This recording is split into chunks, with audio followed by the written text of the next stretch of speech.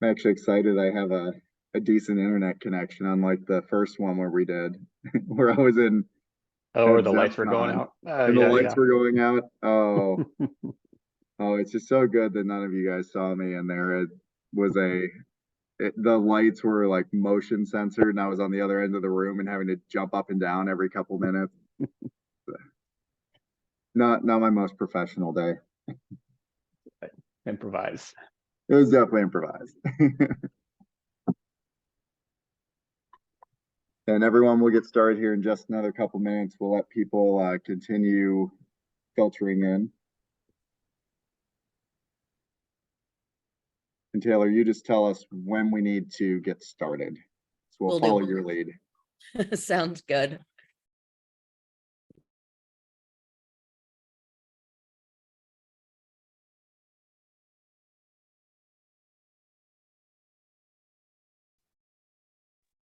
Okay, let's jump into it. Thank you everyone for joining us today on our second webinar of the 7-part series. We are super excited. These webinars are a really great opportunity to learn more about how to effectively receive a zero emission grant and how we can best really move forward in this really important initiative. So thank you to Calstart for coming on today, and I'm going to kick it over to them. Wonderful. Well, thank you very much, Taylor. I appreciate it. And thank you very much to CTAA for doing this with us. And for all of your members, all of you transit agencies. We've worked with a lot of transit agencies over the years. I'll just really quickly recap in case you weren't on for the first one, just kind of who Calstart is. We're a national nonprofit. We've been around for 30 years working in the what used to be just the alternative fuel space. Now we have transitioned into the zero emission space only. That being said, our entire goal and mission is to help transit agencies adopt zero emission technologies in the most effective and efficient way possible. While our name is Calstart, obviously Cal being from California is where we were founded, we are based across the United States. I've got Mike Hines with me here, our National Program Manager for Transit, who is located in Coeur d'Alene, Idaho. Myself, I'm Jared Schneider, Senior Director, and I lead the bus team for Calstart, and I'm based out of our Florida office. We also have offices in, we have 3 in California, another one in Colorado, one in Michigan, and one in New York. I think that's it. We have a couple overseas, but we'll leave those for what they are. But Mike and I will be doing the presentation part from our side. So just real quick, the agenda for today's webinar. Again, we're going over, as Taylor said, we're going over fleet transition planning. Through Calstart, we've done hundreds of fleet transition plans spanning over the last 5 years, I want to say, that really kind of took off. And we've iterated on this process. When we first, I remember our biggest one that we had done at the time was for LADOT, and that was for however many hundreds of buses. I think they came in like right at 1,200 buses in total across 3 different depot yards. It took us roughly 2 years to get that completed. It was a 200 and some odd page document. And as you can imagine, the way technology evolves, a 200-page document over 2 years is not as useful as you would like it to be. Technology moves incredibly fast. We have to be able to keep up. And these documents actually have to be able to be useful for all of you as transit agencies, both for you and for your DOTs, for your boards, for your stakeholders. So we've really refined this process to dial it in, to get these much more concise, and for these to be living documents that are easily updatable and can be utilized by you immediately. So today we're going to be focusing on just the intake form. So obviously this is a 7-part series. It's very in-depth around fleet transition plans, and our goal is by the end of this that you guys will be able to understand not just what a fleet transition plan is, but each of the elements. So when you have to present to your board, when you have to talk to stakeholders, whomever it may be, you understand each of these areas. So you're a lot more comfortable with it. So with that said, the agenda, we want to do a quick kind of recap of last week, and Taylor will come in, just say a brief introduction on CTAA, and then we'll recap a little bit from last week. Then I'll go over the intake form overview. Mike will jump in to talk about each of the elements within the form, and then a Q&A from you guys, and we'll wrap it up with at the very end. So let's go ahead, and Taylor, if you want to just quickly give an update from CTAA, just talk to your members and say hi. Of course, yeah, thank you. So hi everyone. I know everybody on here is a CTAA member. We have been hard at work here, traveling across the country, going to all the state transit associations. It's been so good to see all of you. And as Jared mentioned, this is a really big issue for us. We had my boss, Scott Bogren, we were at APTA last week. We got to talk to the FTA about this issue, about the small bus crisis, about the 30, 40 foot bus crisis that's now also coming in. The lack of vendors and, the lack of competition in this space. Had some really good meetings with other vendors. So this is an issue that we care a lot about. We are really trying to make it easier for our smaller transit systems to get involved in this field.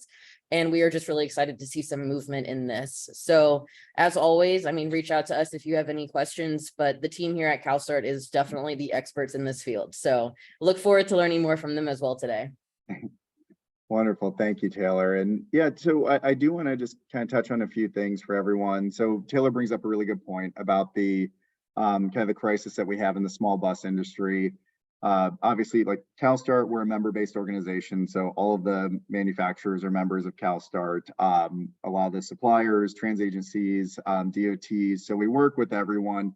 We're agnostic when it comes to the actual OEMs or technology, as long as it's zero emission is, again, our focus. I will say in the small bus market, what's actually interesting is you're seeing now granted it's a small amount, but you are starting to see more people looking at the US market in the kind of the 22 to 26 foot purpose-built vehicles. I know we have like Carsan is a manufacturer that's already entered the US market. There are a couple others. I was at Bus World in Brussels last week, I guess it was. And there were a handful of those smaller bus manufacturers that are looking to enter the market as well.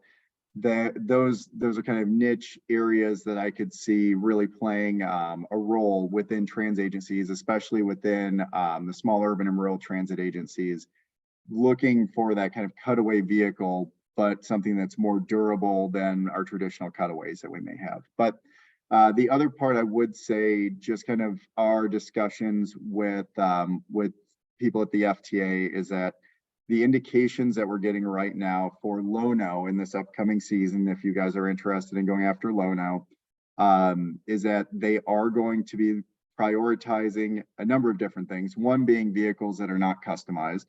That does sound like it's going to be a big push from them. Additionally, consolidated applications sound like they are going to take a priority this year. And if you've heard any of our talks before about Lono, or even probably from our last webinar, consolidated applications are an area that we think is probably the best possible way to work with small urban and rural transit agencies to be able to be competitive against larger transit agencies. Working through your state DOT to submit applications, and we've done this across the country. I think last year, a good example was we had 25 transit agencies from Illinois that we pulled into an Illinois DOT application that won. So 25 transit agencies in the state of Illinois are going to be getting zero emission buses all through this one application, through this consolidated application. So it's an excellent way to kind of combine efforts in this. So just kind of thinking through that, if the FTA is going to prioritize that, something for all of you to think about within the Lono application season. Feel free to reach out to us. We're happy to give guidance or anywhere along the way. But I do want to just kind of move on, because otherwise I could just sit here and talk the entire time. I want to go over our last webinar. So if you were not here for that, I believe it was recorded. Mike, do you remember? I think it was recorded. I'm gonna say it was probably recorded and put out to everyone. If you missed it, you can probably reach out to Taylor and she can get you the copy of it. But we went over just the high level of what is a fleet transition plan. How is it utilized? One of the big things is that we want everyone to understand a fleet transition plan is a non-binding document. It's more of your roadmap. It's what you are kind of using to guide yourself and your trans agency on how to move forward within your zero emission transition. And then the other thing is it is a living document. So it's not, like I said, when we first did this for LADOT years ago, it was so big and so massive. It had engineering diagrams and it had everything. And that is not a living document. It was very much static. Nowadays, the way that we are doing these are much more, you can kind of plug and play that as you are transitioning your fleet, it may go faster, it may go slower. There may be new technology that comes into this. Your utility may not have enough power, or they may have ample power. Whatever it is that happens, these documents are becoming living documents and can be updated in a much easier fashion.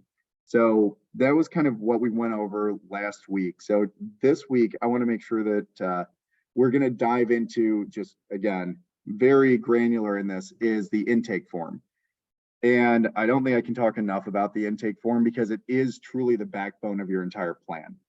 The big thing here is that the quality of the input that you give, like basically if you're looking at that document, you're like, I'm not really sure, I'll just fill in these things and hopefully that's about right. That's what you're going to get out of it, is it's about right. Maybe it's, you know, that does not help you. What you want is to make sure that all that you are putting in there is good information, as best as you possibly can.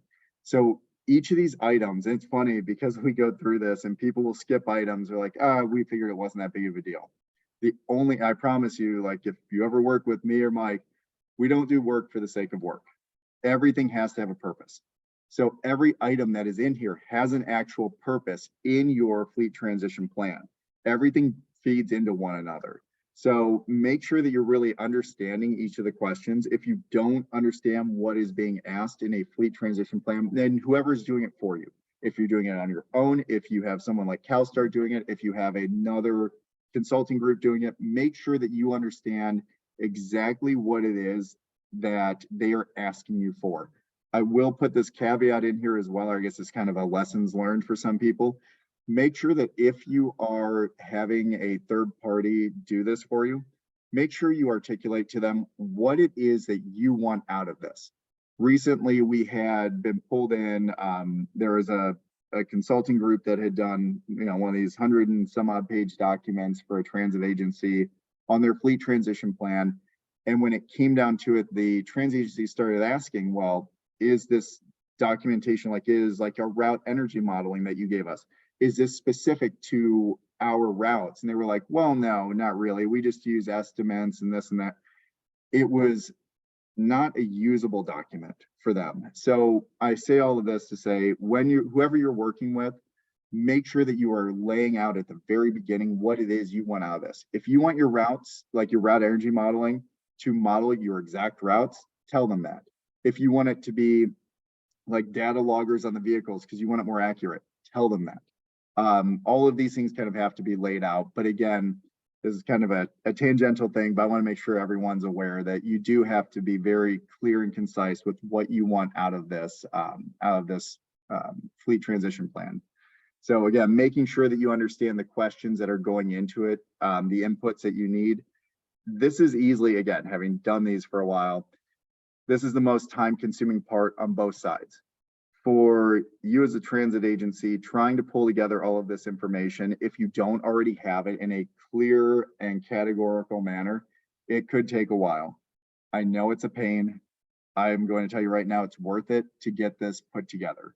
From our end, when we do these, it's the most time-consuming part because when we do not get all of the data together, it's emails back and forth, it's phone calls, it's tracking down different vehicle, like whether it's the VIN, whether it's the age, whether it's, you know, whatever it is that the, you know, what route is this one running on, and all of these things feed into this entire plan. So just know that this part, which seems like it should be the easiest, which is just filling in a document, is usually the most time consuming. So the better the data that you give up front, the kind of the faster this can move through here, and your outputs are going to be better. And again, keeping good records, and you guys probably already know this, it is vital. You already have to report to NTD, so a lot of this data is already in there, and you most likely already have it. So I wouldn't worry about it too much, just know that it is very important to have this.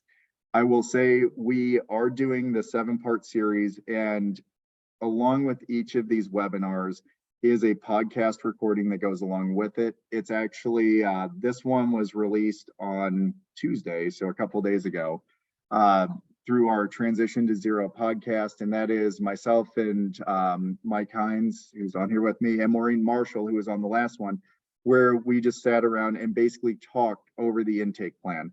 It's a much more in-depth and kind of less structured, but a lot of really good information there if you're just looking for, you know, kind of an entertaining, passive way to absorb more of this information. If you're out mowing the yard, walking the dog, whatever it is, feel free to look that up. It's on Spotify or Apple Podcast, but we are doing that for each one of these webinars. So really, this is kind of the overview of the intake form itself. And I want to turn it over to Mike now to get a little bit more granular, because this is what it looks like. It's overwhelming. Don't get stressed out over it. This is something that, again, if you're working with us, we'd help walk you through it, but really it's laid out so that you're able to do it yourself. But from here, Mike, I'm going to let you go ahead and take it away. Thanks, Jared. Hi, everyone. Thanks for joining us again for number 2 here in this series. You know, as kind of Jared mentioned, and what we really kind of strive to do with this whole series is laying the groundwork to make sure that you're successful in your transition to zero emission.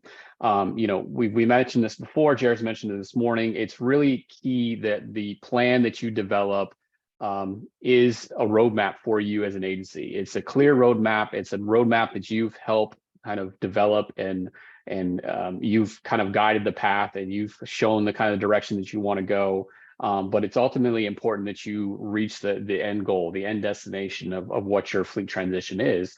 So that's why all these elements are really key, and your participation in the process is really key. Again, if you're doing it yourself, if you're working with a consultant, if you're working with a third party, whomever it is, your participation is really key. So these building block elements, these kind of foundational pieces, like the intake form, are so very important, because again, it kind of lays that groundwork for where you're starting out. You know, what are the paths, plural, that you can take on your road to zero emission, and you know, kind of what that ultimate goal is. So when we start through this process working with the intake form, you know, it's laborious, like Jared mentioned. It's an Excel form. Everyone loves those documents. What better way to spend your time than inputting information into an Excel document? But it's key because, again, it really kind of lays out, you know, what your fleet is in its current form, you know, and what your kind of guiding path is to move forward. Some of the key pieces of information, it sounds simplistic, but the fleet information, you know, having your agency name, where you're located, you know, what you call yourself, all these small bits of information are key to make sure that we are keeping information consistent across documents, across plans. Knowing what your location is really important from a climate standpoint. You know, if you're a desert climate, if you're in a mountain region, if you're 4 seasons, what have you, knowing that location is really key for us or anyone who's working on this process, because it's going to feed into your energy modeling, utility usage, all these other things that we're going to talk about through this series. So it seems like a simple piece of information, but it's kind of one of the things that we hit on right out of the gate, is that you can't skip over any piece of information. You need to have all the pieces, kind of like SATs. You need to put your name on it to get 400 points or whatever it is, you know, whatever the story is with that. Making sure you hit that simple information first is really going to be important to make sure you're setting up to get all the key pieces and the elements. Your fleet analysis and duty cycle, you know, what's the total number of revenue vehicles you have? How many vehicles do you have in your fleet? What is your current fleet versus what your planned fleet elements are? Knowing what that kind of full fleet picture is really important, again, because we're working for a plan that's going to get you to the endpoint. It's going to get you to your final destination on that roadmap. So knowing what your totals are, what they are now, what you plan for them to be, is really key. And that's why, as you see in the intake form, every vehicle has its own entry point. So every vehicle needs to be entered. We need to have all that information. And it's also key that if you're an agency that has multiple locations, if you work out of different yards based on maybe time of year. We've worked with some agencies that have services that are really centered around tourist activities. Perhaps you're a mountain town and you have an influx of riders for ski season. Folks who love the snow are coming in, so your service is dependent on that. So you're working using different garages during those winter periods. That's really key to know. If you're a rural agency that has yards that are spread out throughout a county system or what have you, knowing all those locations is really important, so that when we are planning or you're planning for your utility upgrades, what your infrastructure needs are, and really on the duty cycle of those vehicles, are they bouncing between locations? All that information is really important to know. Next slide, please. So here's kind of a snippet of all the good things that you're going to be looking at and inputting into this intake form. It really is kind of straightforward in terms of what needs to be asked. The form that we provide and the form that most should be utilizing will have kind of sample data in there, so you can see what it is that you're being asked to put in there. But again, it's all very important information, because the vehicle number, making sure that you're tracking each vehicle, and that vehicle number is your agency's numbering system.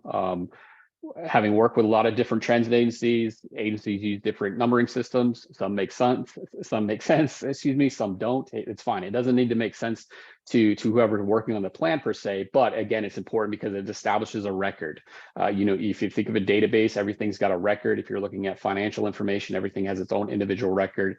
Every vehicle needs to have a record.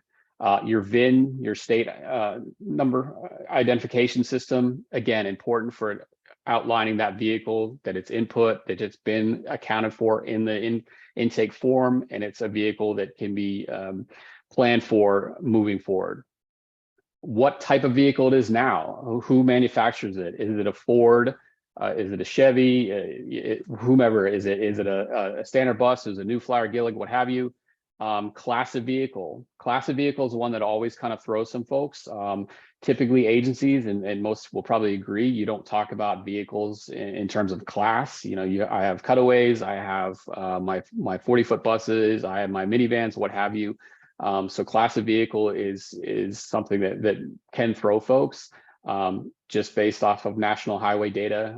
Next slide will show kind of the breakdown, so you'll have that as a reference. But again, that's also very important to see what you're working with now, and then looking at what you're kind of moving forward in your planning, in the planning process. Model year, what type of fuel you're using, what is the replacement cycle for that vehicle, what are the miles that vehicle is taking on average. All these pieces of information are very key to have as you're working through this plan, because you need to know all this information so that you can get the right data pulled together to plan for what your future is. If you don't know what your vehicle class types are, if you don't know what your fuel is, obviously everyone's going to know what the fuel is, but you get the example. If you don't know what your daily miles are, those are key things that you need to work with your fellow agency folks to get. Work with folks like Calstart if we're working with you, whomever you're working with, get all the information together, because it's very key to know what these duty cycles are, what the vehicle type is, how many miles it's driving on average for its particular cycle.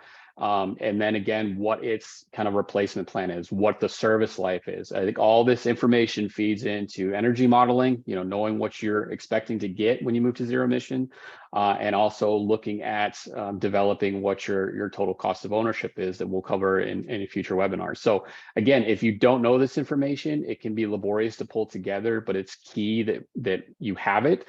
So really make the effort to go through and develop that. Like Jared mentioned, most agencies have this information in some way, shape, or form. So it may just be a matter of pulling it together from some maintenance records, or working with your ops folks to get the mileage for route services, and then pulling data from NTD. So again, all this information is not unique in terms of it's nothing that an agency should not have access to.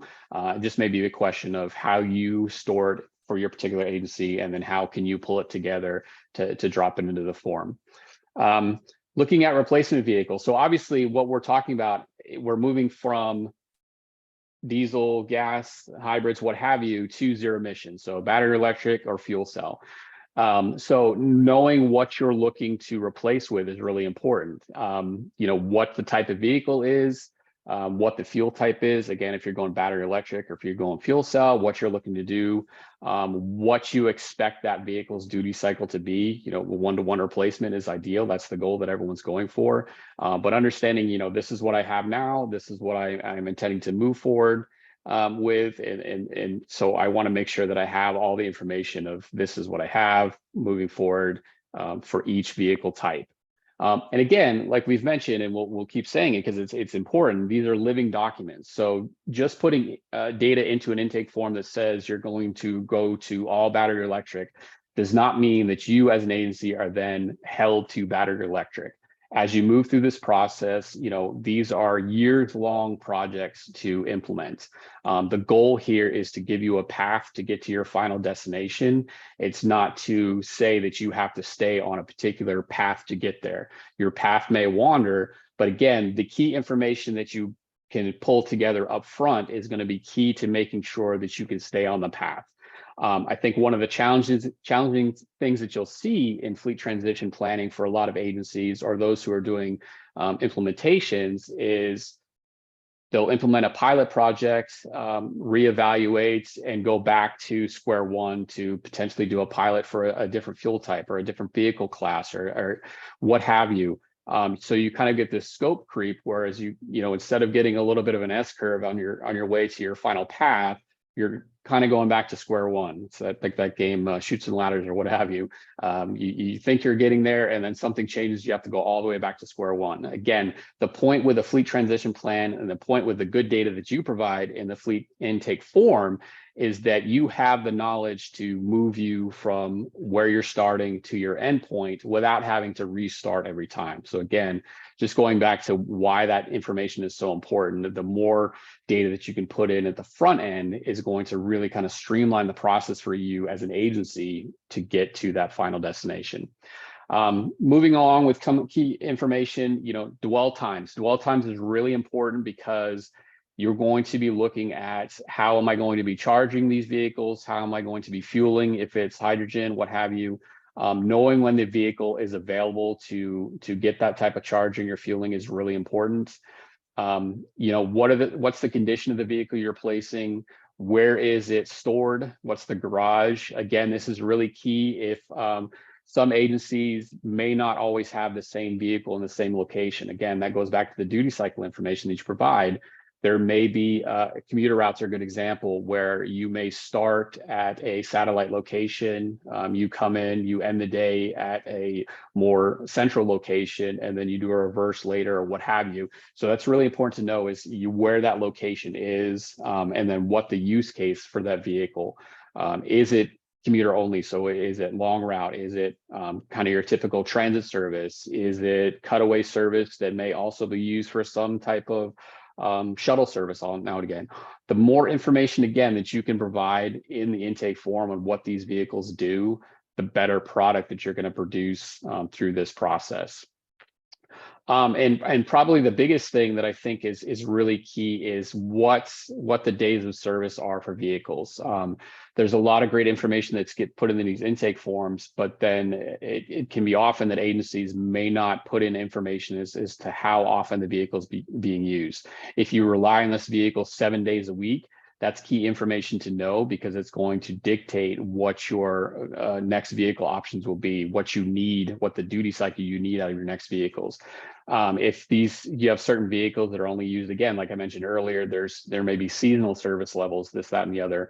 So perhaps your fleet reduces during certain times, kind of an odd situation, but we've seen it happen. That's key information to know because we need to know all the iterations of what these vehicles are doing. So having the information as to what your fleet is, what the miles they put on, what their life is, what you want to see out of it, what you want to transition to in terms of your new vehicles, and then all the service elements are really key for this intake form. One of the biggest things that I can't stress enough is, and Jared mentioned it earlier, is one, don't skip information, but two, don't change elements of the form. If you've ever worked with finance folks, they send you a budget form or this, that, and the other. and you delete something out, you remove a formula, you take a piece out. It may not seem like much, but it can really change the story of the data that you're providing. So make sure that you put in every piece of information that is asked. And again, this is a collaborative process, whether you're doing it internal as your agency and it's your maintenance folks, your ops folks, your finance folks, whomever it is, or you're working with a consultant like Calstart, or you're working with another third party.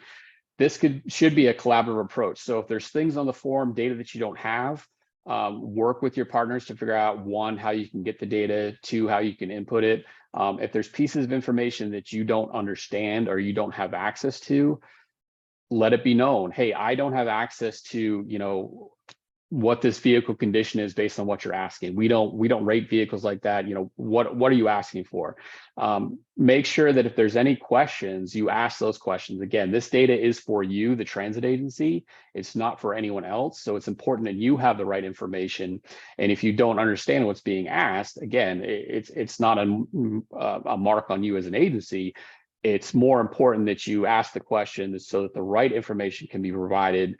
We can pull it together as a group if needed, and we can make sure the information is put into the form again, because this is a foundational document. It's a foundational piece that is really going to, it's really going to project how everything moves forward. Again, looking at your fleet, what you have now, what you're moving to, what your duty cycles are, what these vehicles are doing in your communities is really key to understand if we're going to move forward and be successful.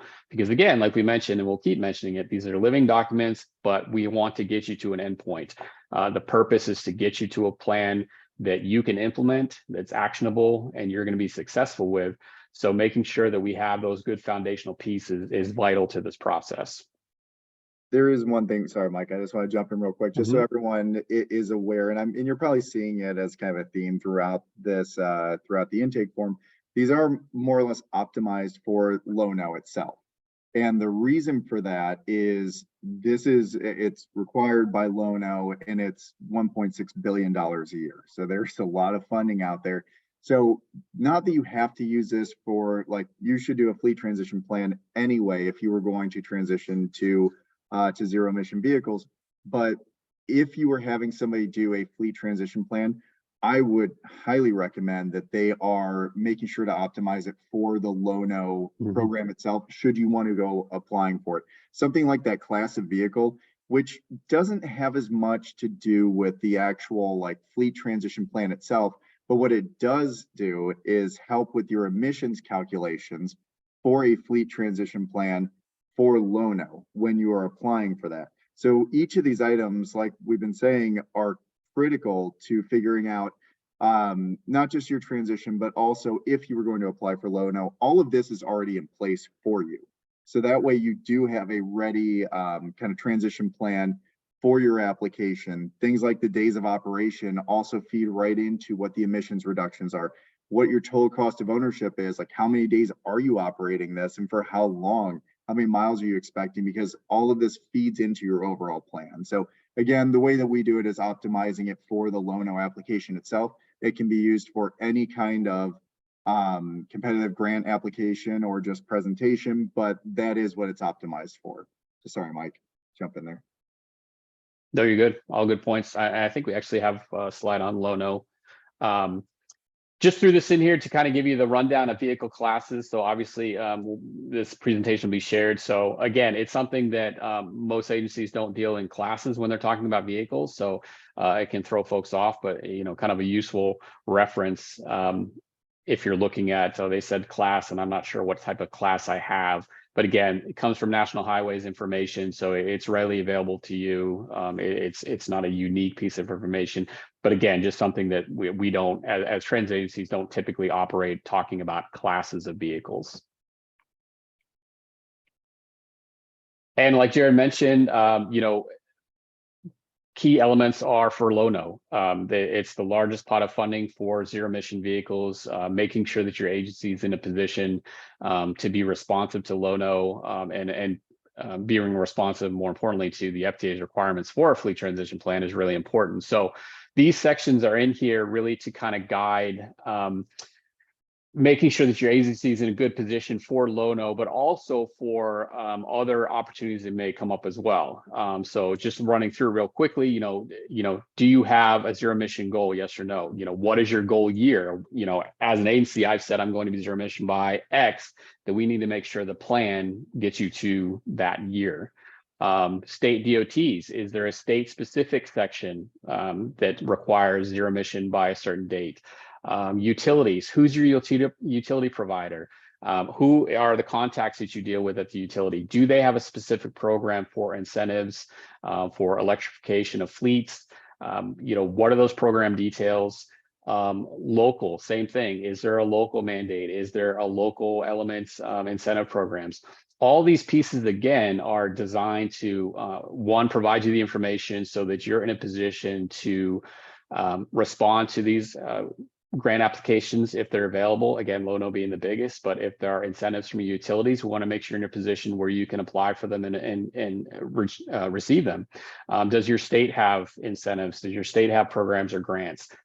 Again, we want to make sure that this plan is built for an agency so that you have everything that you need. So you're in a position to respond to Lono if you want to apply for those funds, work with utilities to get the incentives and the programs that they have available, work with your state and local jurisdictions to make sure that you're in compliance with those programs that they may have, but also be in a position to apply for grants and funding opportunities that may come up. Also talking about workforce. Workforce is a big push on the federal side. It's required now in Lono that you're addressing workforce development. Are you working with a college or university? Do you have named partners? What activities have you done? These are going to be really key, particularly, again, going back to Lono, when you're applying for these funds, that you as an agency can outline, this is what I'm doing to make sure my operators are successful, my maintenance staff are successful, my dispatch, all the folks, the teams that come together to make agencies successful. You're providing them the tools and the training that they need to implement this new technology. And then finally, looking at your total ask of, how many vehicles would you need? How many are going to be replacements? Again, this goes back to greenhouse gas emissions. What are the new vehicles? Getting that full picture of how your transition plan fits in with what you're asking for as an agency, and what your infrastructure is. You can't just buy the vehicle anymore. It's not like buying the diesel because you've already got the diesel infrastructure, so you're not thinking about that. Am I asking for, am I planning for the right infrastructure that's going to make me successful? And then what your total ask is in terms of funding. So again, looking at these plans as a way to make you successful is key, and having all this information is really important to put you in a position where not only are you doing the fleet transition plan so that you can transition to zero emissions and do so successfully, but you're also in a position where this plan outlines what you need and what you need to ask for, or what you need funding wise when programs like Lono are announced, or you're working with a state specific program, or utility announces a new incentive program. Again, it's a document that's designed to provide you all the information that you need so that you can get what you need, whether that's vehicles, infrastructure, workforce development, training, what have you, to get you to that end goal. So that's why we go back to having all the baseline information. That foundational information is so critical because that really guides the conversation. Once you know what you have, what your path is, what you're going for, it puts you in a much stronger position to be more proactive as an agency and have more confidence that I know what I have now, I know where I'm going, I know the right questions to ask, and I have the data that I can go back to rely on to say, this is what I need, this is where I'm going, this is what my next ask is, and this is how I'm going to be successful because I have this information.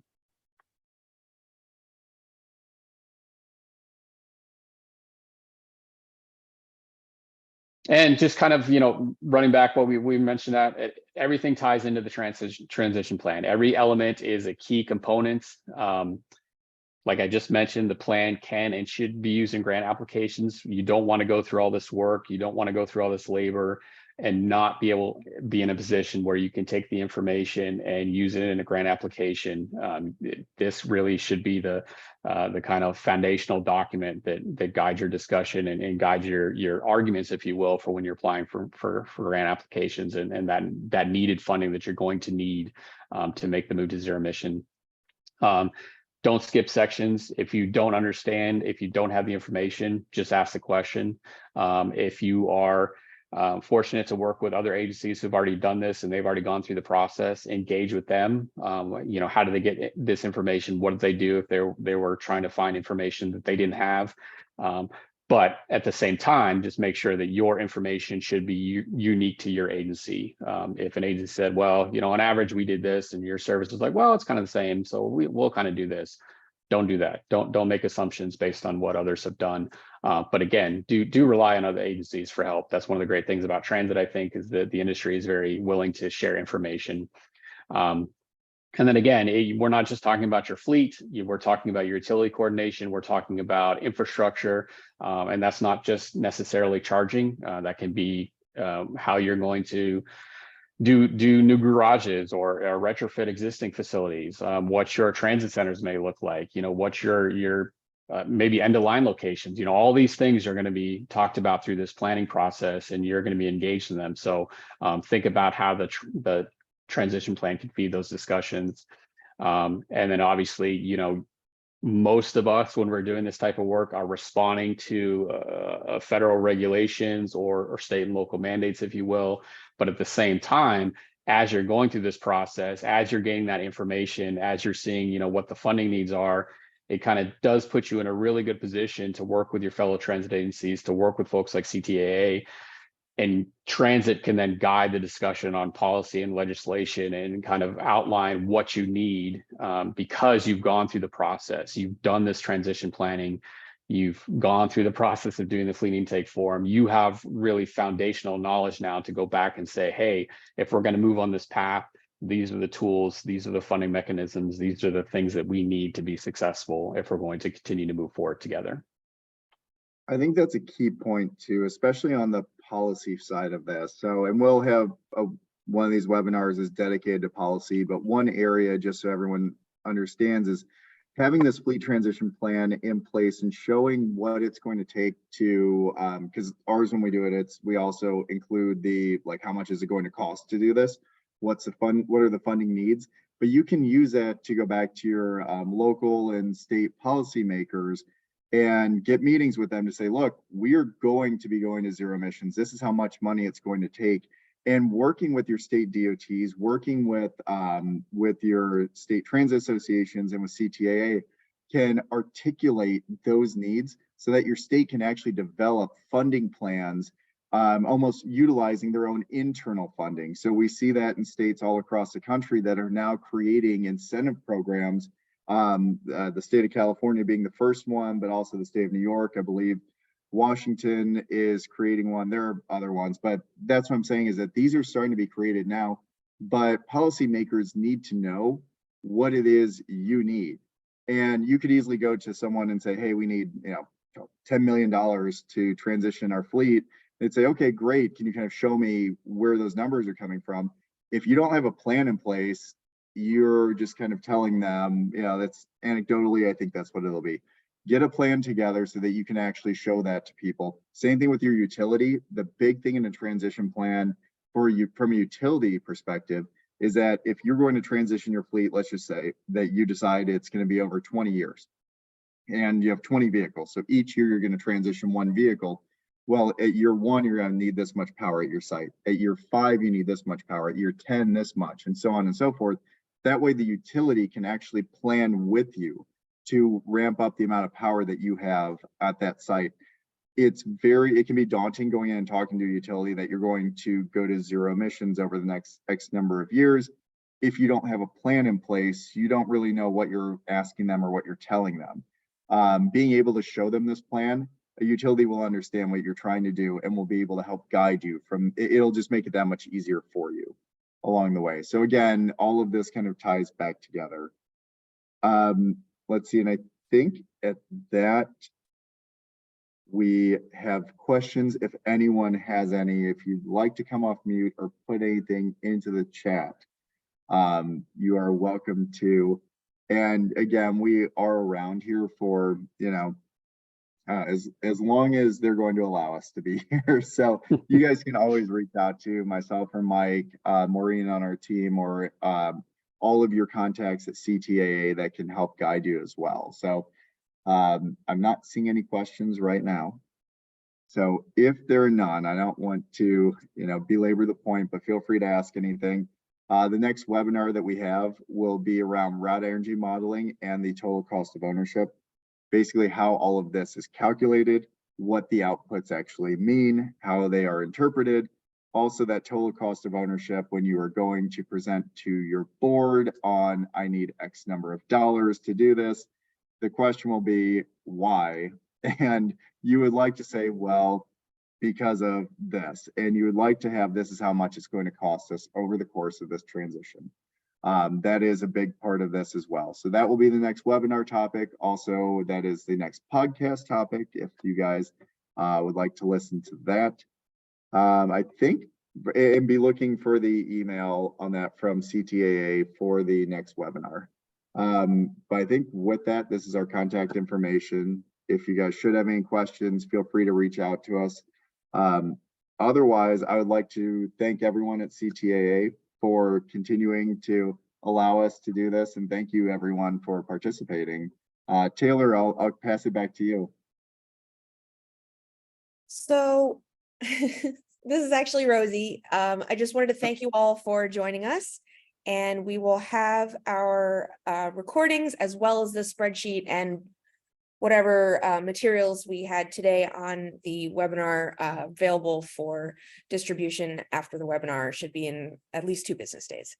So thank you again, and we will see you next time. Thanks, everyone.